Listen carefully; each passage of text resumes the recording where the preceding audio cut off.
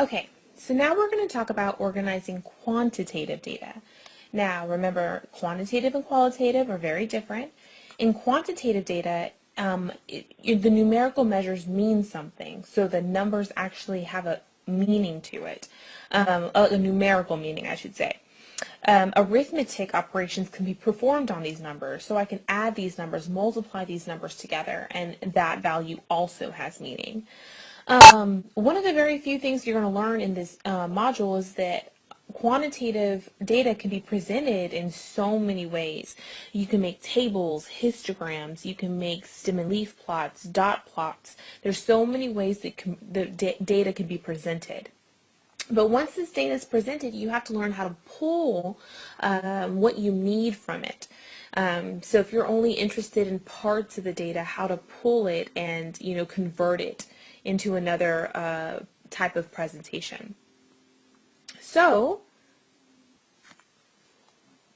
for example, let me present to you one of the ways the data, quantitative data can be presented in a histogram. A histogram is just a type of bar graph. What's so special about this type of bar graph is there's no spaces in between the bars.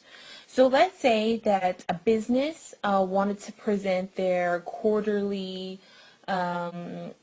profit at the end of the year or something like that. Okay, and so the first quarter they made $5,000. In the second quarter they made 10. In the third quarter they made 10. And in the fourth quarter they made $15,000. So what percentage of time, what is the average, what percentage was made in the second quarter? What percentage of money was made in the second quarter? Well, y'all remember that percentage equals part over whole. So before I can tell you the percentage of money that was made in the second quarter, I would have to know how much money was made total. So I'm going to add it up. What's 5 plus 10 plus 10 plus 15? 40,000. So we have 40. We can just put 40 because we know that the money is in thousands. And then we also know in the second quarter they made $10,000. So isn't that just 1/4 or 0.25? We can change that into a percentage. 25% of the money was made in the second quarter. Okay? Now, when you draw a histogram, something that you can easily see is the shape distribution. How the data is distributed over the x-axis. And so what happens is if all of your bars, it's supposed to be an arrow, sorry, if all of your bars are exactly the same height, okay, we call this uniform distribution. You can also see it be called rectangular distribution because of course that's what you're making. Okay? You can also see how it gets small in the beginning and then slowly rises up and then starts to level back off. Okay? This is what we call bell-shaped. A bell-shaped distribution. We also call it symmetric because of course you're making that bell. Okay? We also have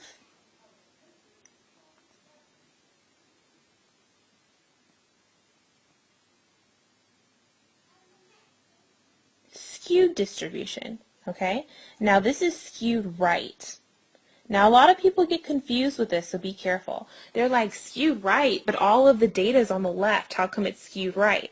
Well, that's what we mean, that it's messed up on the right-hand side. It's not leveled on the right, so therefore this is skewed right. And then of course the opposite of that is on the left-hand side, it's all little, and then we start to get major parts of data over here. There's nothing here, so this is skewed left. So you should be able to look at a histogram and say, oh, that's, bell-shaped. It's pretty much evenly distributed. Or it's uniform. It's, right, everything's pretty much the same. Skewed right or skewed left. You should be. Okay, the next one I wanted to introduce is tables. Tables are probably the most used forms of presenting data because it's easier. It's easier to make and it's easier to read. In tables, we usually like to set limits. We have a lower class limit, which is the smallest value within the class, and an upper class limit, which is the largest value within the class. And then the class width is the difference between consecutive lower or upper limits. Now, some of you are like, huh? But let's say that, for example, you wanted to ask 100 people how old they were, and you got, people were like, oh, I'm 18, 18, 18, 18, 17, 21, 18, 27, 18, something like that. You know what I mean? That's just too many numbers to put up there for ages. So couldn't you make a class and say, okay, I asked 100 people how old they were, and I have 30 people between the age of 18 and 25. Well, you just made a class. 18 to 25 is a class. We see it all the times on forms that we pick out. You jump a new age bracket. You jump a new tax bracket. How much do you make between $20,000 and $45,000 a year? From $46,000 to $80,000 a year. Those are classes. And so the lower limit, for example, if you made a class that was 18 to 25, because you were talking about age, 18 would be the lower limit of that class. 25 would be the upper limit of that class. Okay? We also have open-ended classes because eventually you say 18 to 25, 25 to 35, 35 to 45, and then over 45. So 45 and over, that's an open-ended class, okay, because that can go on for... Okay, so I want to try a problem with you. Let's say that this was a list of donations from donors. And so you listed all the data. So one person donated $3,970. So take note, write these numbers down, and then I'm going to ask you some questions. So the first thing I did is I made classes. I went from 1,000 to 1,999, 2,000 to 2,999, and so forth and so forth. Someone may ask, well, Miss Ely, how did you know where to start? And of course, I just looked at the data that I was given, and I looked at the lowest value that was donated and the highest value that was donated so that I can make appropriate classes. So then I'm asking for the frequency. So I want you to go back and look through the list. How many people donated between $1,000 and $1,999? How many people donated between $2,000, $2,999, and so on? Okay, so 5 people donated between $1,000 and $1,999. 4, 4, 3. Okay? So then when you tell me that like 3 people, like if you were just talking to me at an event, that 3 people donated between $4,000 and $4,999, I would think that's awesome. But what percentage is that? What percentage in respect to other people who have donated? And so a really good thing to make is your relative frequency column. And remember, to do your relative frequency, it's part over whole, okay? It's like the step right before you make it a percentage. So we know for 16 people have donated total. So we would just do 5 divided by 16. Let's round that to 4 decimal places. I get 0.3125. And here are the other values. So now if I asked you, hey, what percentage of people donated what percentage of people donated between $4,000 and $4,999, you would take the 0.1875, change it into a percentage, so approximately 19% of the people that donated between that amount. All right, the next the next way that we could present data is using a stem and leaf plot.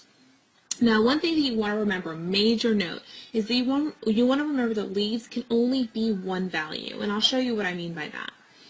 So let's say we had data 10, 10, 11, 12, 14, 20, 22, 24, 31, and 33, and I wanted you to make a stem and leaf plot. What you would do is you would go ahead and make a bracket, okay? And you would take your stems. Now the stem is every number before a leaf, and the leaf is always the last number value of the number. So 0 would be a leaf. So 1 is its stem. So the 1 is going to go here. Okay? So we have 1 being a stem. Now this repeats itself, so I don't have to write multiple 1s. I'm only going to write 1 one time. But what are the other stems? We have 2 being a stem. We have 3 being a stem. So those are the only stems we have. Now you're going to write down the leaves. We have 10, so I'm going to put a 0 here. we have another 10, so there's going to be another 0, 11, 12, and 14. For the stem of 2, we have 20, 22, and 24. And then for the stem of 3, we have 31 and 33. This is a stem and leaf plot. Okay, so this just tells me we have 1, 0, 1, 0, so we had 2 10s, we have an 11, we have a 12, and we have a 14. We have a 20, we have a 22, we have a 24, we have a 31, and we have a 33. That's how you make a stem and leaf plot. Okay, let's say we had 114, 116, 124, 133, something like this, okay? Let me give us, oh, cancel. Let me give us a little bit more room. Let's say these were our data numbers, okay? Remember, your leaves can only be one value. So your leaves are the 4, 6, 4, and 3. That would make this a stem. 11's a stem. Well, here, that's already listed. Then we have the 12 and like the 13. Now I'm saying these in the tens numbers. That's basically 101 and something else. You know what I mean? So now we can write down our leaves. We have 114, 116, 124, 133. Okay? So my point here is this will be 114, 114, 116, 116, 124, 133. Okay? Leaves can only represent one number. So your stems can be as big as you want them to be as long as the leaf is one value. You can also make a split stem, which is pretty cool. With a split stem, you're comparing two pieces of data. Okay? So what you would do is you would make two of these brackets, and all of your stems would go in here. So let's say we had 2, 3, 4, 5, 6. And let's say I was comparing girl ages in a school and boy ages in a school. In college. Okay, in a college, I'm sorry. So let's say we had a 21-year-old, 22, 22, 24 in a certain class. And a boy's age was only 26. So this would be 21, 22, 22, 24 for the girls, and we had a 26-year-old boy. Does that make sense? We had 32, 34, 34, and on the boy side we had 35, 37, 37, 38, 39. Okay, here's your stem, here are your leaves. And you're comparing because now you can see, oh, we have more girls that are in their 20s than boys in this class. We have more men in this class that are in our 30s than we do have girls. So it's really cool to compare also with a split stem and leaf plot. Okay, so those are just a few highlights from the section. If you have any questions, let me know and go ahead and start your homework. Have a nice day.